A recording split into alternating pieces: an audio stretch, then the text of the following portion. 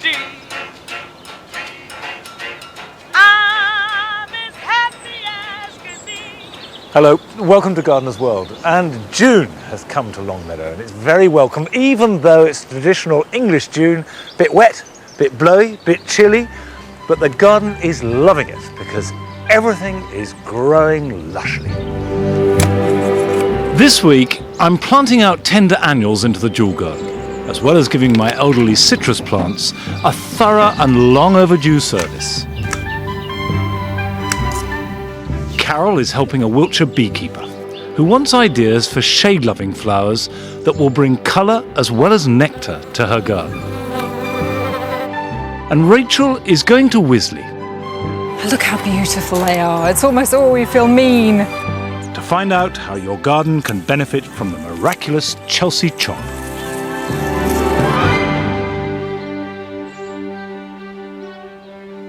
There's no doubt about it that there's a different kind of energy in the garden now. In spring, everything is becoming.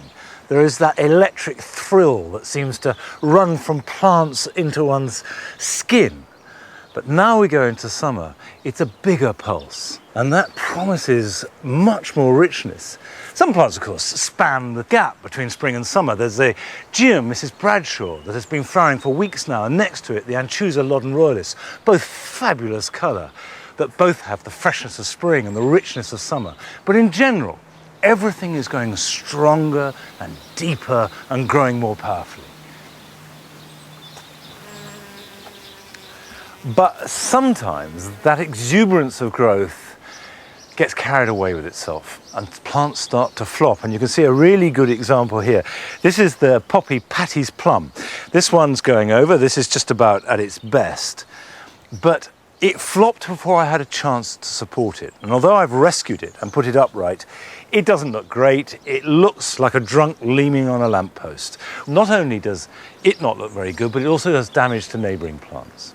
So the idea is to support them before they need it, before they fall over. And the main weapon in my armoury of supporting plants is cold steel.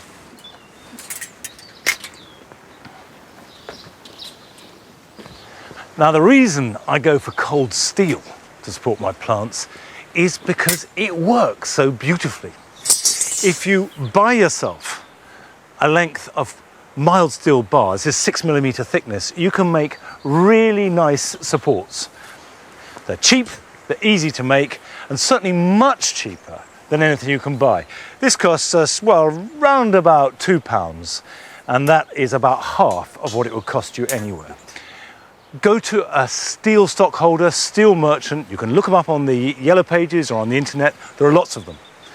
Get them cut to length. This is a 2.5 metre length, and you can bend them round anything you like. Now I've used this to bend them round. You can use a tree trunk. In fact, this bin is quite good because all you have to do is just roughly get the middle, get it like that, and just bend it round following the contours. Take it round like that, and there's your hoop, perfectly formed. That's stage one. Stage two, you need a couple of boards.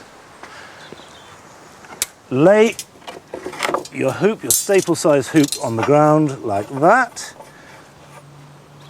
Put this across, stand on it, bending it up a little, and just pull it back towards you. There we go. There we are. A perfect plant support took what, 15 seconds to make?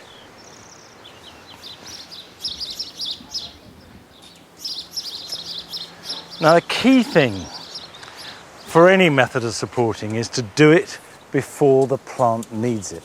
This group of heleniums is fine. It's perfectly upstanding, not battered at all.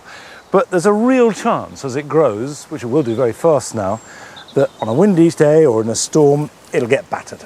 So if I put this in like that, and then put another one on this side, not touching, not pinching it or corseting it in any way, there's the protection. It's in place. As it grows, if it leans outward, it's going to be gently held up rather than squeezed in. And that's the way to stake plants.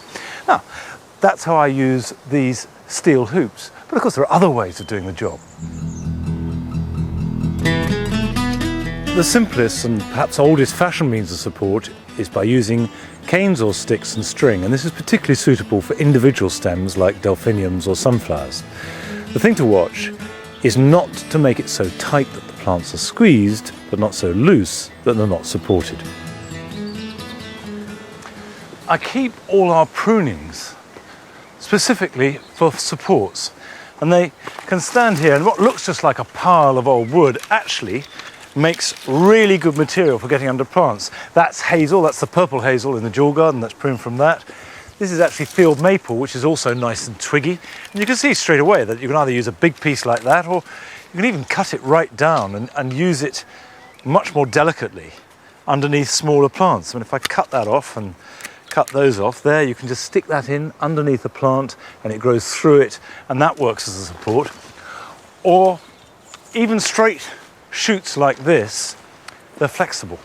So I can bend that round, and then that would go round a group of plants. I can weave that, bend this in so it goes into the ground, and hey presto, you've got another kind of support. And of course, it doesn't have to be flowers. It also works very well with vegetables. Come and look at this.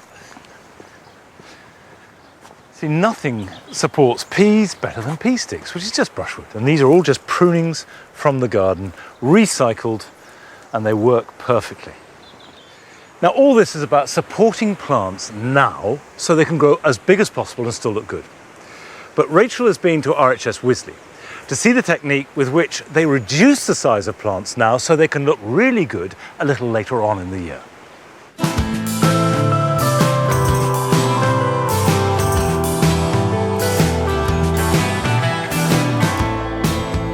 The herbaceous borders here at RHS Wisley are world famous, with thousands of visitors coming here every year to get inspiration from the colour, the shape, the texture of these planting combinations. But to keep the borders looking this good, well, the gardeners here have a few rather nifty techniques up their sleeve, including a radical technique called the Chelsea chop. One man who's been using this crafty technique for years is the curator of the garden here at Wisley, Colin Crosby. Chelsea Flower Show, nurserymen and exhibitors used to grow a lot of plants to get them flowering at Chelsea Flower Show time. The plants that they didn't use, they sent them back to their nursery, they pruned them back hard so they would grow again, and then they'd be able to sell them about September time because they'd delayed the flowering. Now we've adapted that to the garden environment. We realise if you prune plants at Chelsea Flower Show time, you make them flower later, hence the name, the Chelsea chop.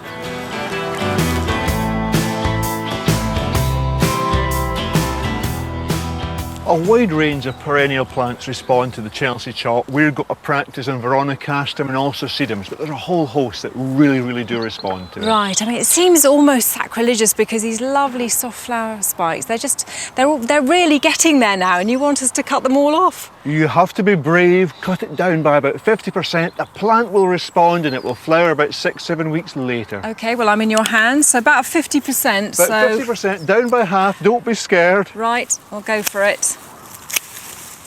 You're in control of the border and the flowering period and the height of the plants. If we look here, we've got this lovely Eupatorium. What we'll do is we'll prune 3, leave 3, prune 3, leave 3, and that way we're adjusting the height so you can see right through to the back, and it makes the border far more interesting. Actually, Colin, that doesn't look bad at all, does it? Let's go and do some more.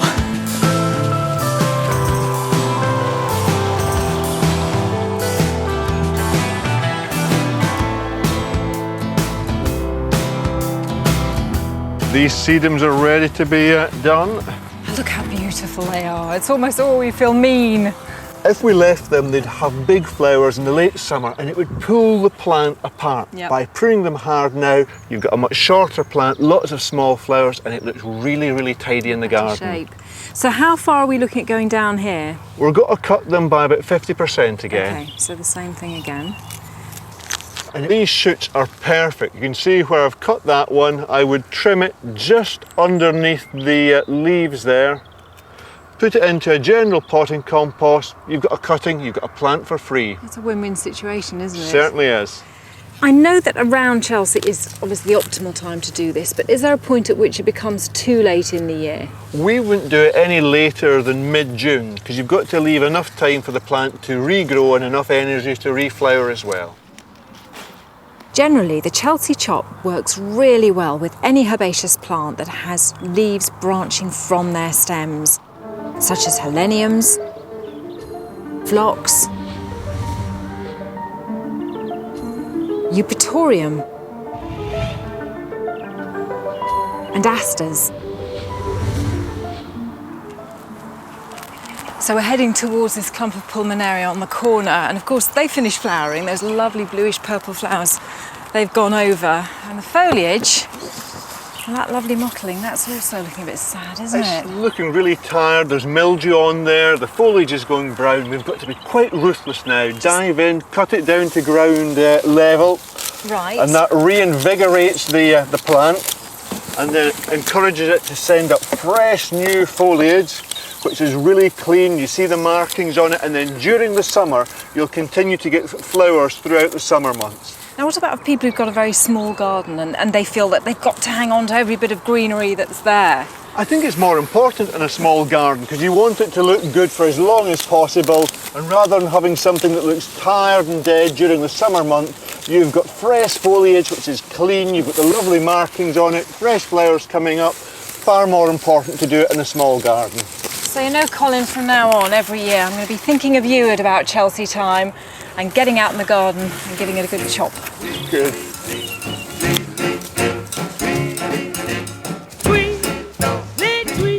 Tweedle down. Good. I'm a lucky soul, and so hubba, hubba, honeydew. I'm gonna keep my eyes on you. Tweedly, tweedly, tweedle down. Now at this time of year, I start to plant out the tender annuals that I've been growing in the greenhouse for the last couple of months, and they've been through stages of germination, pricking out, putting into the cold frames, hardening off, and now we've reached June, they're ready to come into the garden. Now, I really like using annuals in a mixed border. They take on the baton from the early bulbs, and these being growing for a while, they're ready to go out, and this is a cosmos. It's called Dazzler. You can see the plants that have been growing in plugs, perfect. The roots are well formed, but they're not pot bound at all. And I can just put these out in groups, pop them in. Now these won't flower for quite a few weeks, but the whole point about annuals is to bring on the succession, add variety to the border, and also spread the colour, spread the flow of plants. Now these are grown from seed. Of course you can buy trays of annual, but the beauty of growing plants from seed is that you can grow so many, you can get real volume in here. And we've got hundreds to put in for the same amount of money it would have cost to buy dozens as plants. And there's bound to be some left over. And I intend to bring those along to the Bring and Buy stall at Gardeners World Live, which is in 2 weeks' time. And I will be bringing plants from the Jewel Garden and some vegetables. And if you bring any spare plants you've got, it really doesn't matter what kind. Donate them to the Bring and Buy stall, and then you can buy other plants that you would like to have in your garden. And all the proceeds of your purchase will go to children in need. There are plenty of other tender annuals that can be planted out now the weather is warmer. Cerinthe purpurescens is elegantly beautiful, and its glaucous blue foliage and its rich mauvey blue flowers last for ages. It will seed readily, but not invasively. Tithonia, with its intense orange daisy flowers, is one of the key plants in our late summer border and will flower bravely on to the first frosts. Now I'll get those in. It all adds to the rich variety of the border. Of course, that variety is not just plants, it's insects, it's butterflies, are all attracted to the nectar and the pollen. And Carol's been to Wiltshire to see a beekeeper who contacted us with a garden dilemma. What are the best plants to put in your garden to attract bees? Bees have been around for millions of years, whereas human beings are fairly recently on the planet. But we rely on bees. Over a third of our food production depends upon them. But during the last few years, bee numbers have experienced a serious decline, and that's prompted a renaissance in the art of beekeeping. One of our viewers, Jane Ranger, who's recently started keeping bees, has written in and asked me to come to her garden to give her a few ideas for planting the perfect flowers for her bees. We had a chat on the phone and I brought along a selection from home that should do the job. Oh, gorgeous chickens! And I love your garden. It's really laid back. Love the daisies. Thank you, Carol. We try and keep everything as natural and as comfortable as possible. The main problem I've got, though, is down here with the bees.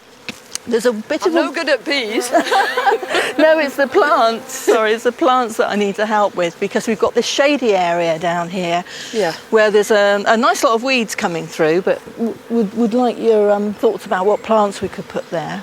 And it is a real corner, isn't it? It does, it goes to a point. All this deciduous shade. But you've got lots of things around here. I mean, you don't think of brambles being blossom bushes, but they are really. Mm-hmm, yeah. And they flower over a long time, hugely attractive. Right. So I think we ought to keep those. Really? Your cow parsley's wonderful. And your poppies, full. Lots of poppies. Yeah, and packed with pollen when they come out. Yeah, yeah. If we have a really good clear out here, Yeah, whilst leaving the things that are useful. yeah.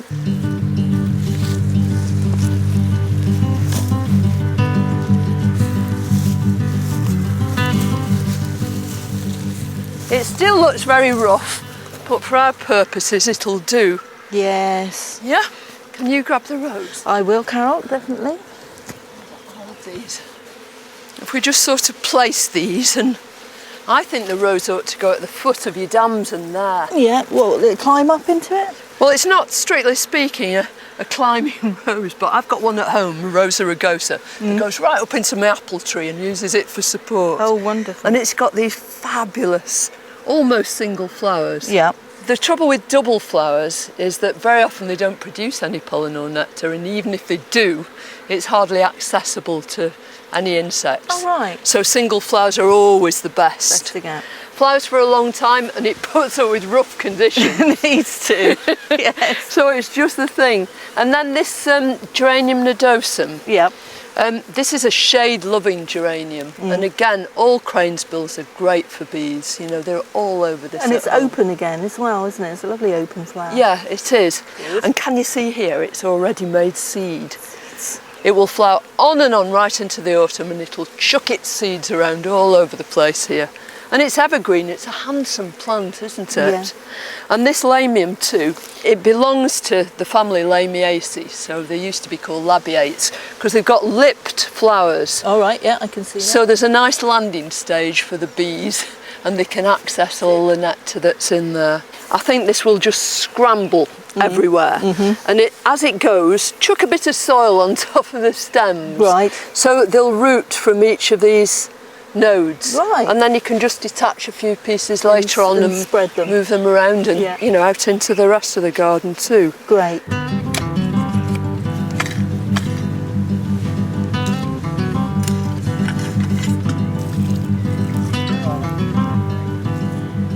It might not be a Chelsea garden, but I reckon it's the bees' knees. It's fantastic. The shaded corner should now offer a feast for Jane's bees, but I've also brought along some more plants for a sunnier position that will help with a period that both beekeepers and gardeners struggle with, the June gap, when the spring flowers are fading and the summer ones have yet to bloom.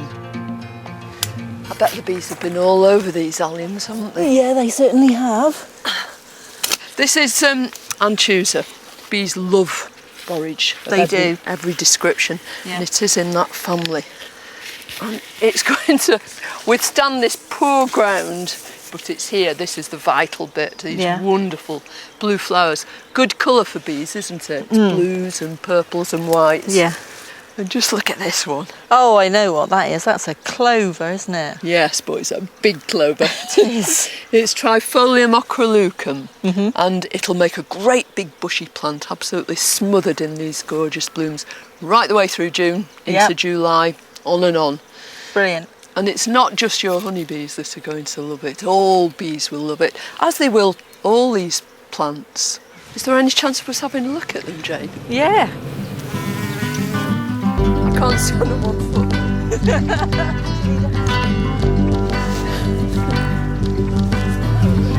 you going now? They're very happy bees, aren't they? They're quite calm, yeah. Yeah, they really I'm are. really pleased. There's the queen. Oh, look at her. What's that bright blue? I've marked her. You've marked her? Yeah, so... so you can tell us, she is quite a lot bigger, she is isn't bigger, especially her abdomen where, you know, all the eggs are. And she's the centre of the hive and the one who... Without the queen, you know, your hive dies, basically, because you get no more babies. So why do they need pollen and nectar? Pollen's mainly used for growing. The nectar is the sort of carbohydrate, the energy food that they use to fly around and everything. And isn't that why it's so important to have masses of plants that flower over a really long period of time? So they can have a steady flow coming in, Carol, definitely, yeah. You don't just have to keep bees to care about bees, do you? No. I mean, our gardens cover a greater area than all our nature reservations. So what we all put into our gardens is important. And it's going to help. Yeah.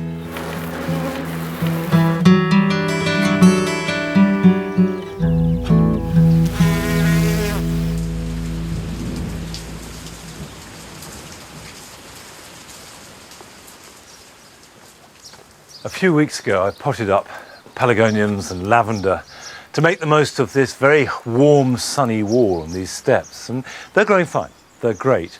I also added in these citrus out. These are very trusty old plants. This one I've had for about 15 years and this one for over 25 now. They're not quite the right place for them, and actually they're not looking that healthy, I have to confess. They need some TLC. So if I take this off to the potting shed, I'm going to give it a bit of attention, and now is the perfect time to do this job.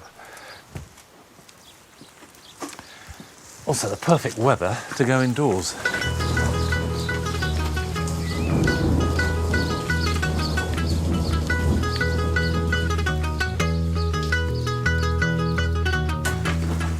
Right, let's come in the dry.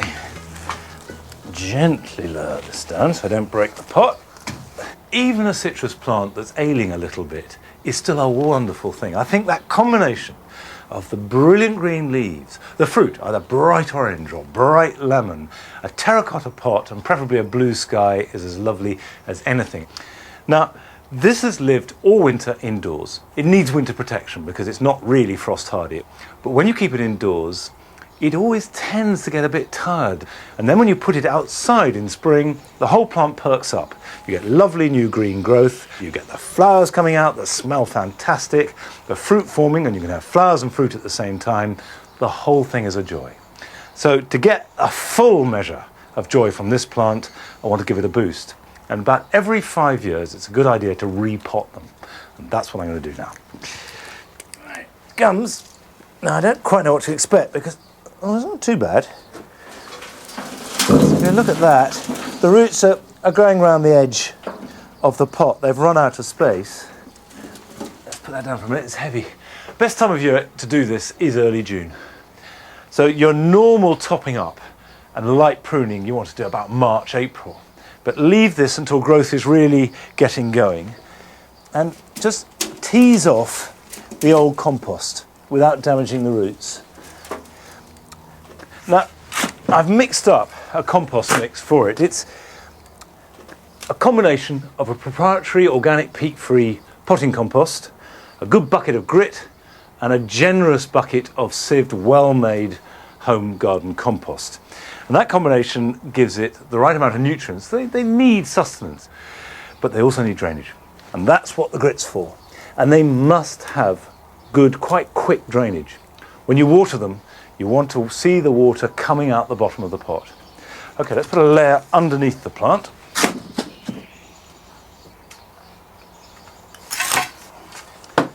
Right, there we go.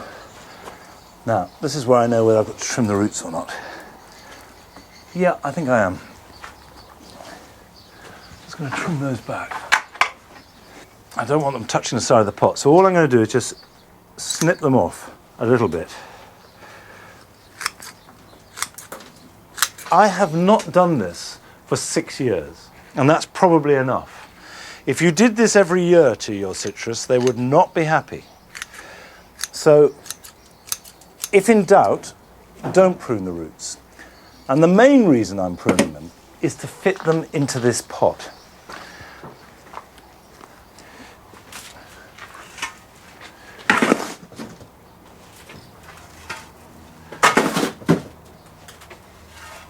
Now, I must stress that root pruning is not something you do every year. Just do it about every 5 years, and then every year you just need to add a mulch of the compost and then pinch out the growing tip so you keep the shape. But this has lost its shape a bit. So I'm going to prune slightly more radically because I've taken roots off, and now I'm going to take a bit of the top off. That's a gonna. Here, there. That's looking much better. Next stage will be to give it a good soak, a bit of a feed, top up with mulch, and then find the right spot for it. That's reminded me, I've got in my pocket here a letter from June Lucas. So if you're watching, June, it says, I have a couple of citrus trees which I think are grapefruit, which I grew from pips about 10 years ago, and they're very green and healthy. The trouble is they've never flowered, and I'm wondering why. That's an easy one. They're 10 years old. Grapefruit grown from seed don't flower for about 20 years. You're halfway there, June. Hang on. It's a good idea to give any citrus a feed of liquid seaweed once a week throughout the summer months. And here are a few other things to be getting on with. When June arrives, I know it's the best time to sow climbing beans. I put 2 seeds at the base of each support of their frame, and by the way, it is important to make sure that the support is good and strong. When they've germinated, I'll weed out the weaker of the 2. And now the nights are getting warmer, they should germinate and grow very fast indeed. One of my favourite flowers of all, the foxglove, is in full glory at the moment. You can buy these at garden centres, but they're quite pricey when bought as individual plants. A much better way of growing them is to sow seed. But like all biennials, you need to do this now for next year's display. Sow the seed in a seed tray and put them somewhere protected. It doesn't need to be in a greenhouse. When they're big enough to handle, put the seedlings either into a corner of the garden where they can grow on, or into pots. And then they can be planted into their final growing position in early autumn. Although it's showery at the moment here at Longmeadow, for most of us it's been a really dry spring and our ground is parched and we need to water. Now, the secret of effective watering in the garden is to give things a really good soak. Far better to water thoroughly once a week than lightly every day.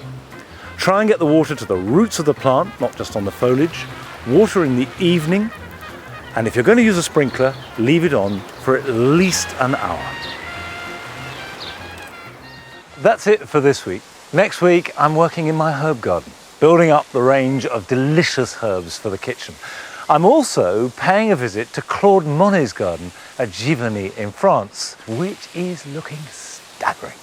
I'm there to meet the new head gardener, the first one for 35 years, who is an Englishman. So, see you then. Bye-bye.